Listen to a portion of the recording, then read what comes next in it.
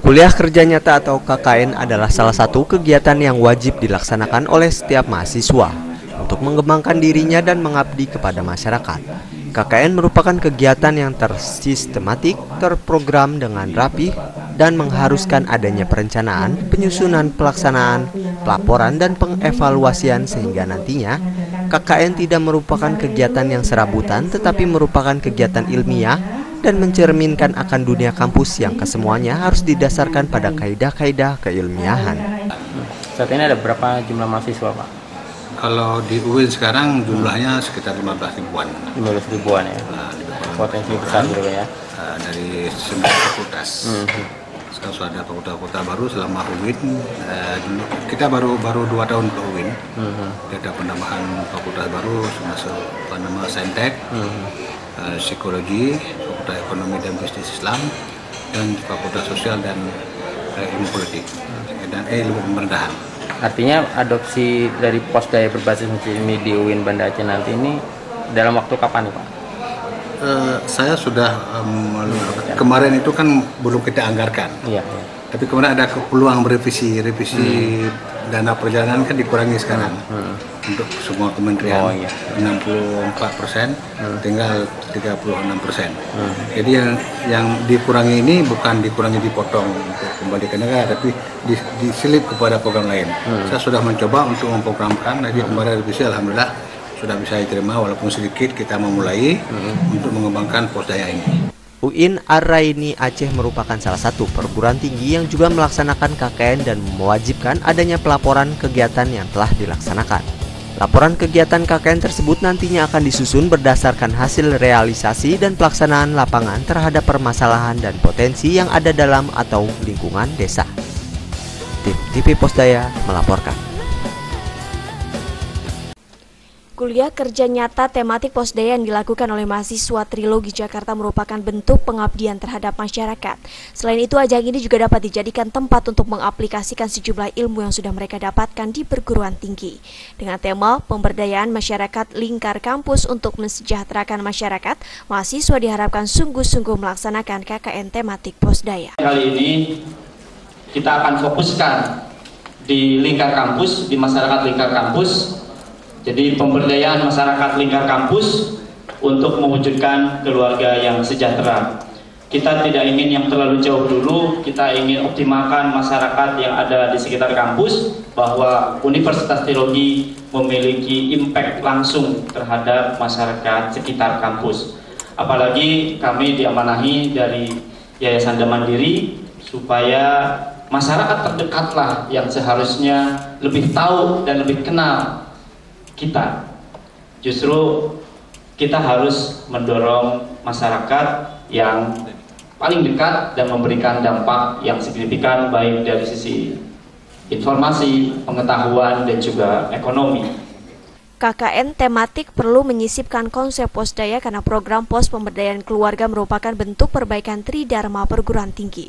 Pasalnya program KKN Posdaya tidak hanya sekedar mengajarkan kewajiban mahasiswa saja di universitas, tapi juga benar-benar memberikan manfaat nyata bagi masyarakat. Karena KKN merupakan implementasi strategis dari pengalaman tridharma perguruan tinggi yang memang diharuskan selalu memberikan manfaat yang berkelanjutan kepada masyarakat dan keluarga sekitar pelaksana KKN itu diadakan. Tridharma perguruan tinggi merupakan salah satu tujuan pencapaian yang harus dilakukan oleh perguruan tinggi tersebut. Karena setiap perguruan tinggi haruslah melahirkan orang-orang yang memiliki semangat juang yang tinggi, diri yang diselimuti pemikiran-pemikiran yang kritis, kreatif, mandiri, dan inovatif.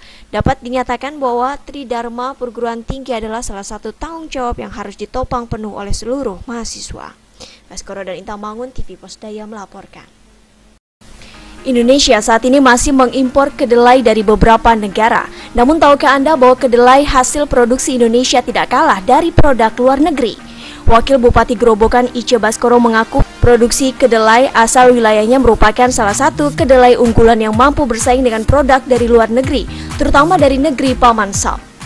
Grobogan ini kita manfaatkan dengan berbagai macam kegiatan-kegiatan yang intinya adalah bagaimana kita bisa meningkatkan pendapatan masyarakat ini.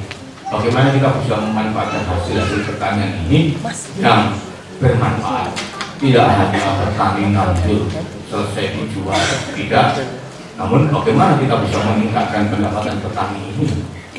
Karena kalau hanya sekedar ngambil juga sampai sekarang ini, dari saya kecil sampai jadi wakil bupati ini, kalau petani seperti petaninya akan miskin terus, Pak. Yang saya adalah para pemula-pemulanya. Untuk itu dirinya meminta kepada pemerintah membantu daerahnya untuk mengembangkan dan meningkatkan produksi kedelai. Kabupaten Gerobokan pernah dinobatkan sebagai daerah sentra penghasil kedelai di wilayah regional Jawa Tengah maupun di tingkat nasional. Kualitas kedelai lokal dari Gerobokan bahkan menjuarai lomba kedelai karena memiliki warna biji yang putih kekuningan dan memiliki ukuran 16 gram hingga 20 gram per 100 biji. Tingkat produktivitas tanaman tergolong cukup tinggi, yaitu berkisar 2 sampai dengan 3,5 ton per harinya, serta umur panen yang cenderung pendek, yakni 72 hari. Di samping itu, kedelai Gerobokan juga tidak mudah pecah maupun rontok, sehingga pada saat penguatan hasil panen dilangsungkan, tidak banyak biji yang hilang maupun tercecer. Kualitas rasa yang dihasilkan dari kedelai lokal Kabupaten Gerobokan ternyata juga tidak kalah unggul. Baskoro Danita Mangun, TV Pos Daya melaporkan. Bupati Bangli Made Gianyar secara langsung menerima penghargaan dari Ketua Yayasan Mandiri Profesor Dr. Haryono Siono atas keberhasilan daerahnya memajukan masyarakat melalui program pemberdayaan masyarakat. Keberhasilan Kabupaten Bangli menjadi Posdaya internasional tidak lepas dari peran masyarakat yang menginginkan daerahnya menjadi kawasan wisata. Dengan menjadikan daerah sebagai tujuan wisata, maka Posdaya di Bangli akan dikunjungi wisatawan tidak hanya lokal, namun juga wisatawan mancanegara.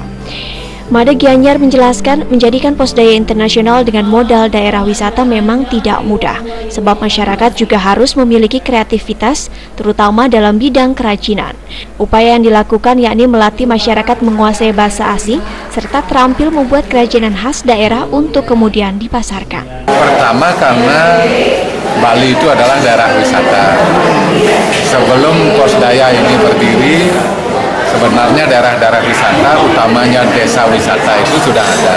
Nah, berikutnya dengan adanya Posdaya lebih diperkenalkan lagi, sehingga Posdaya juga mengelola pariwisata seperti Posdaya Desa Trunyan, Posdaya Desa Buahan, Posdaya Desa Budaya Penglipuran.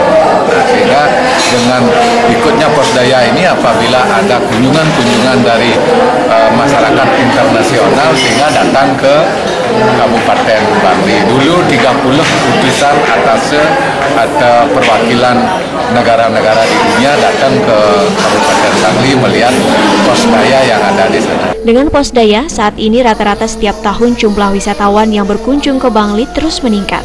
Dulu dari 360.000 meningkat menjadi 600 lebih dan saat ini menjadi 800.000 lebih. Agung Bramantia, Warta TV melaporkan. Dalam pemberdayaan keluarga prasejahtera, koperasi dapat berperan penting dalam meningkatkan kualitas masyarakat dengan pusat pelayanan kredit. Dan pemegang kredit dalam suatu wilayah diharapkan adalah keluarga sejahtera 3 atau sejahtera 3+ yang kondisi finansialnya stabil. Diharapkan keluarga sejahtera tersebut dapat membuat jaringan makro lewat warung yang nantinya akan dijaga oleh keluarga prasejahtera. Profesor Dr. Haryono Siono dalam seminar mengenai jaringan makro warung mengatakan, keluarga sejahtera yang membuka jaringan tidak perlu takut jika usahanya tersaingi. Yang punya warung kaya itu membuat cabang, dia tidak kehilangan apa-apa karena barangnya cuma ditaruh di situ, yang jagain orang miskin. Keuntungannya dibagi, jangan serakah. Itulah sebabnya keluarga sejahtera 3 yang mau berbagi namanya menjadi 3+. Namanya menjadi 3+. Jadi jangan lalu, waduh saya kaya, warung saya nanti dapat saingan. Jangan. Ya, warungnya keluarga miskin itu yang mensuplai warung keluarga kaya itu. Kalau nggak laku barangnya diambil, diganti yang baru. Sehingga tiap kali baru. Dari warung 1, warung 2, warung 3 dipindah-pindah. Di sini belum laku, pindah ke warung ini, baru lagi. Keluarga sejahtera lainnya juga berperan penting dalam mensejahterakan keluarga prasejahtera dengan membeli produk di warung keluarga prasejahtera tersebut.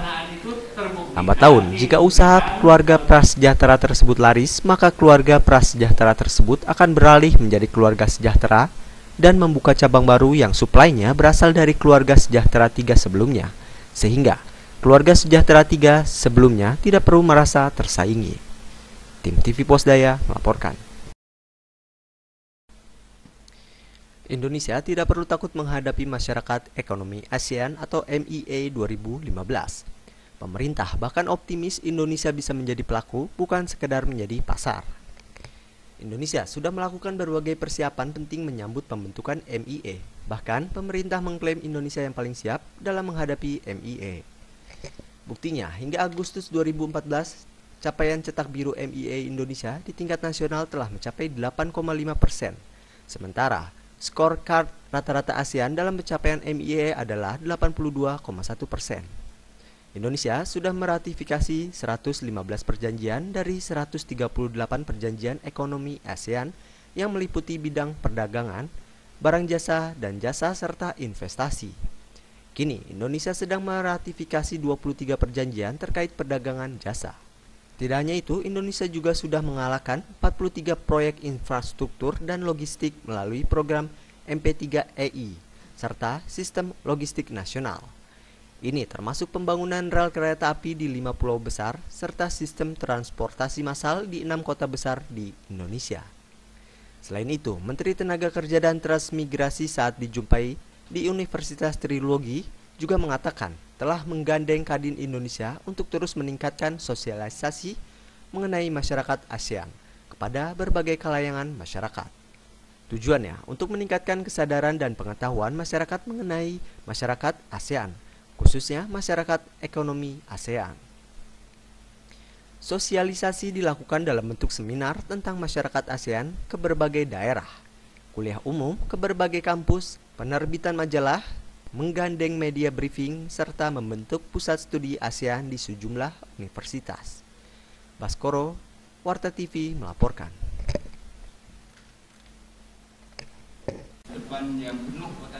Bonus demografi adalah bonus yang dinikmati suatu negara sebagai akibat dari besarnya proporsi penduduk produktif rentang usia 15 hingga 64 tahun dalam evolusi kependudukan yang dialaminya. Pada tahun 2015, Indonesia menghadapi bonus demografi yang tidak semua negara dapat mengalaminya.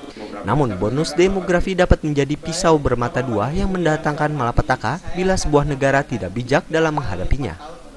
Profesor Dr. Fasli Jalal dalam seminar bonus demografi di Universitas Trilogi mengatakan, salah satu hal yang terpenting untuk menikmati bonus demografi adalah menyediakan suplai tenaga kerja yang berkualitas.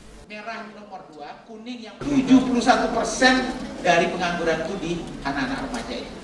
Dan Arab Spring terjadi rontoknya negara-negara mulai dari Tunisia, kemudian Mesir, kemudian Libya, Yaman, kemudian Syria yang sampai sekarang masih ini, adalah karena banyaknya anak muda sudah terdidik tapi tidak punya lapangan kerja. Mudah-mudahan itu tidak terjadi di kita. Problem lainnya yang terjadi di Indonesia adalah anak remaja rentan usia 15 hingga 19 tahun sudah memiliki anak. Profesor Dr. Fasli Jalal mengatakan, menjadi ibu rumah tangga sangatlah mulia. Namun alangkah lebih baik jika generasi muda dapat mengembangkan kualitas dirinya terlebih dahulu sehingga dapat memajukan bangsa dan generasi penerus untuk kehidupan lebih baik ke depannya. Tim TV Pos Daya melaporkan. Pelatihan pemetaan keluarga yang dilakukan Pos Daya guna mendapat pemberdayaan mengikuti roadmap yang telah disusun bersama. Diharapkan kehidupan para keluarga prasejahtera dan sejahtera satu berkembang lebih baik. Peta keluarga yang dikembangkan dan mandiri didasarkan pada indikator global yang telah disusun para ahli dari berbagai bidang, termasuk petunjuk dari para guru besar perguruan tinggi. Ya, indikator untuk pendataan ini ada 21 indikator, tetapi mungkin yang paling penting kita prioritas untuk kali ini adalah indikator yang berhubungan dengan basic needs, dengan kebutuhan-kebutuhan dasar, seperti kebutuhan makan, pakaian, perumahan, pendidikan, dan kesehatan.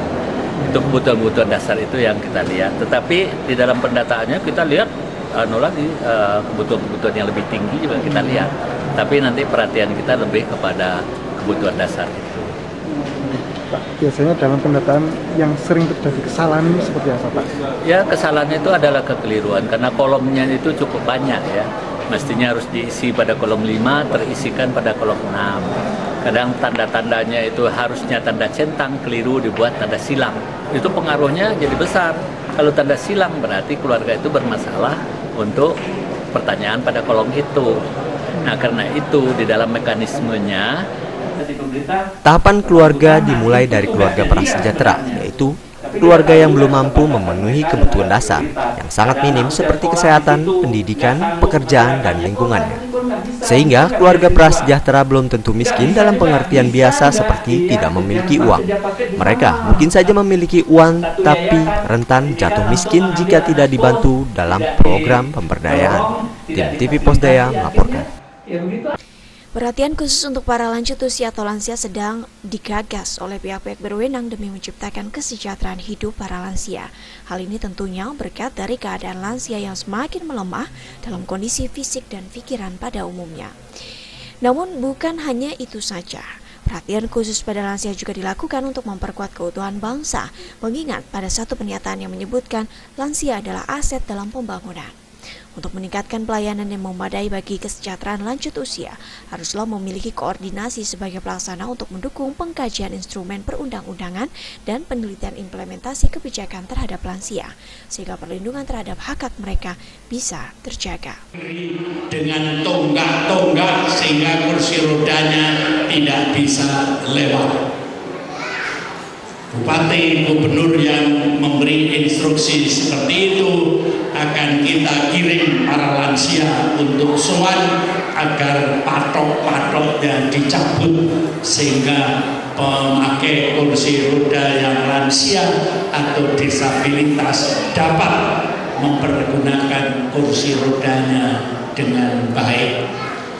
Gerakan gaul inilah gerakan yang simpati terhadap lansia, simpati terhadap saudara kita yang disabilitas. Lansia sesungguhnya adalah perkara yang sangat krusial mengingat jumlah lansia dari waktu ke waktu semakin meningkat. Pemerintah tidak hanya menghadapi kelahiran yang terus meningkat, tetapi juga menghadapi beban ganda dengan kenaikan jumlah penduduk lanjut usia. Pemerintah membentuk Komisi Daerah Lanjut Usia yang memiliki tugas untuk mengkoordinasikan perumusan kebijakan strategi, program kegiatan, dan langkah-langkah yang dilakukan dalam penanganan lanjut usia. Diharapkan pembicaraan ini menjadi wahana untuk pertukaran ide dalam langkah membangun lansia yang mandiri dan sejahtera. Baskoro TV Posdaya melaporkan.